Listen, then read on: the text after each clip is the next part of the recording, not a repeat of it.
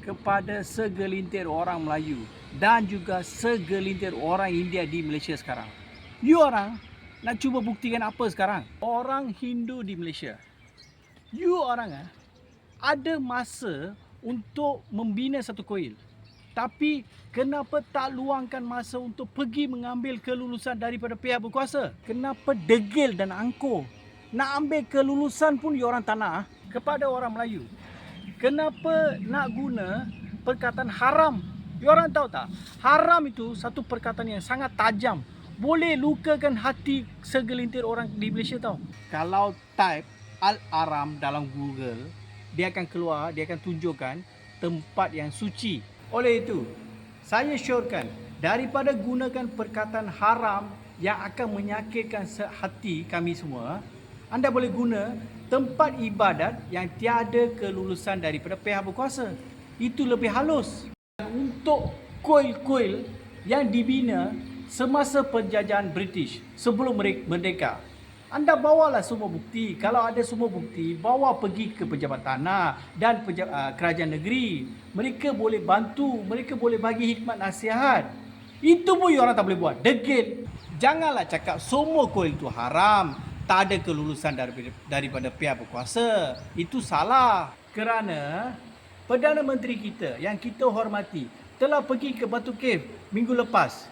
Kalau kuil Batu Cave itu haram, adakah ini bermakna Perdana Menteri telah melanggar undang-undang? Kuil yang anda bina, katakanlah anda gagal mendapatkan kelulusan daripada pihak berkuasa.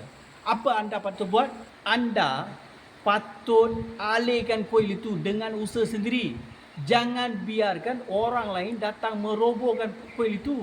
Itu tempat suci. Betul atau tidak? Kalau tempat ibadat yang anda bina itu dirobohkan sewenang-wenangnya oleh orang lain, apakah jadi? Itu satu dosa. Dosa itu akan menghantui anda. Bukan anda saja. Seluruh masyarakat, kaum anda, agama anda. Kepada segelintir orang Melayu yang baru muncul, ini seperti cendawan, semata-mata nak mempertahankan tanah orang Melayu. Saya ada satu soalan kepada anda. Saya tak nampak muka anda semua semasa pengambilan tanah, penindasan hak telah berlaku di Kampung Sungai Baru. You tahu tak, penduduk sekarang di Kampung Sungai Baru hidup merempat. Satu muka pun tak datang hari itu. Nak bukti? Daripada pergi Sogo, anda pergilah ke Kampung Sungai Baru. Ada seorang pakcik masih hidup merempat seorang. Pergi tengok dulu. Saya ada di sana mempertahankan tanah orang Melayu. Dan saya telah ditangkap untuk mempertahankan, untuk memperjuangkan hak orang Melayu. Isu surau Al-Karamah di Ipoh, pemaju nak robohkan surau itu. Masa tu saya ada. Saya bersama mereka mempertahankan tempat ibadat orang Islam. Saya tak nampak muka-muka sekarang ini, yang cendawan yang baru muncul ni. Anda nak tahu tak kenapa saya sanggup bersama mereka memperjuangkan hak mereka? Walaupun saya bukan Islam, walaupun saya bukan Melayu. Kerana orang-orang Melayu yang saya kenal, yang saya selalu bersama, mempunyai nilai-nilai murni yang sangat-sangat tinggi. Mereka lah yang ajar saya apa itu perpaduan, apa itu hidup sebagai keluarga Malaysia. Mereka tak pernah menghina ataupun mencaci agama lain ataupun bangsa lain tahu. Semata-mata untuk menunjukkan agama Islam ataupun bangsa Melayu lebih tinggi. Mereka tak pernah menghina. Kepada pengurusi kuil yang dibina baru-baru ini, jangan cuba ambil kesempatan terhadap kerajaan yang prihatin, kerajaan Malaysia yang prihatin, semata-mata untuk mendapatkan pampasan. Jangan guna cara itu. Kepada dua kumpulan ini you orang sedang malukan ahli keluarga anda sendiri tahu sekarang. Sedang cuba menjatuhkan maruah ahli keluarga sendiri. Kenapa saya sebut ahli keluarga? Ahli keluarga tahu tak apa erti? Orang yang lahir sama waktu dengan anda, bersama anda, di hospital yang sama. Orang yang duduk di sebelah anda, di sekolah rendah, sehingga ke universiti. Orang yang bekerja bersama anda setiap hari. Orang yang anda jumpa setiap hari di kedai kopi. Orang yang main bola bersama anda setiap hari di padang. Satu lagi perkara yang penting tahu. Jangan lupa baru-baru ni sempena Taifun Sem. seramai 630 orang telah menderma darah. 1,800 beg darah tau telah diberi. Mereka telah derma. Darah itu anda tak boleh nafikan. Satu kaum saja akan terima darah itu. Bermakna kita hidup di sini sebagai keluarga satu Malaysia. Kita sudah terikat. Kita tak boleh asingkan satu sama lain. Dan pada hari Thaipusam yang sama, selama seminggu tau yang saya nampak, yang menjaga keselamatan dan kesesakan jalan raya ialah abang-abang polis dan trafik. Kebanyakan mereka ialah abang Melayu. Semua orang Melayu. Inilah keluarga satu Malaysia. Kita tak boleh berpisah. Orang India, kenapa anda tak berfikiran sebagai bangsa Tamiler di Malaysia? Iaitu, kami menghormati perlembagaan. Kami tidak melanggar undang-undang. Kami nak kita semua, tak kira apa agama, apa bangsa, hidup aman dan damai di Malaysia. Inilah tanah tumpahnya darah kita. Kenapa nak bawa ajaran Sanadana Dharma itu?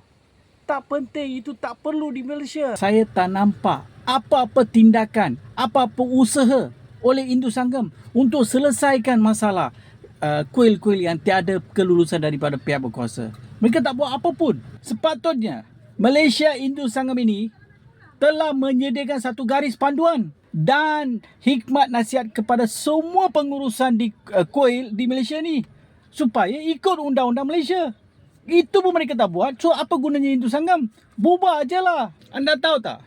Saya lah orang pertama menentang perbuatan Modi tau, Presiden India, kerana dia membina satu kuil Ramar di Ayodhya yang dulunya tapak itu ada satu masjid, Masjid Babri. Saya menentang. Kerana apa? Saya tak nak keluarga saya, iaitu warga Melayu Islam di Malaysia, sedih memikirkan robohnya satu masjid di Ayodhya. Saya menentang.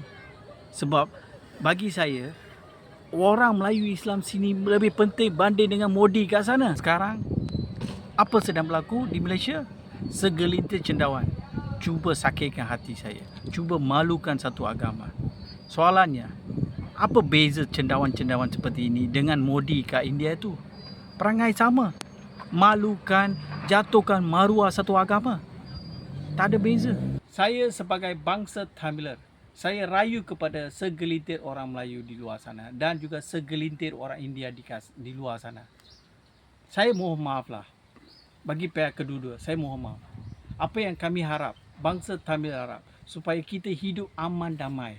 Inilah negara kita, inilah tanah tumpahnya darah kita. Kita harus bersatu hati sebagai keluarga Malaysia menentang ancaman dari luar seperti Amerika Syarikat dan negara haram Israel. Ingat, Amerika Syarikat telah tunjukkan kepada seluruh dunia bahawa dia boleh serang sesiapa saja yang dia suka. Baru-baru ini, Venezuela. Sekarang, soalan saya kepada kedua-dua pihak ini. Bagaimana kita nak lawan kuasa besar seperti Amerika? Kalau mereka serang Malaysia, kita pecah belah macam ni. Bersatu kita teguh, bercerai kita roboh. Fikirlah.